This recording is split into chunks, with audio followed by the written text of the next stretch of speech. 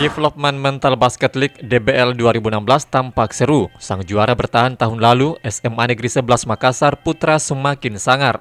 Terbukti mereka menumbangkan SMA Katolik Raja Wali. Di kuarter pertama, Smanses berhasil mengalahkan SMA Kara dengan skor 12-15. Tampak di kuarter kedua, kembali Smanses menang oleh SMA Kara dengan skor 22-12.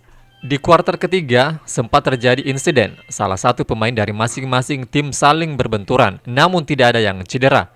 Dan di akhir kuarter ketiga, Smanses kembali mengungguli SMA Kara dengan skor 38-22. Di kuarter keempat, kekuatan Smanses tidak bisa lagi dibendung SMA Katolik Raja Wali, terbukti dengan kemenangan Smanses dengan skor akhir 47-32. Pelatih Smanses mengaku bahwa timnya melakukan instruksi dengan baik sehingga bisa memenangkan pertandingan. Yang pasti anak-anak menjalankan instruksi dengan sangat baik, jadi kita bisa lihat hasilnya hari ini.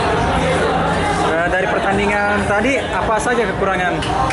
Yang pasti mungkin masih tidak sabar, yang pasti.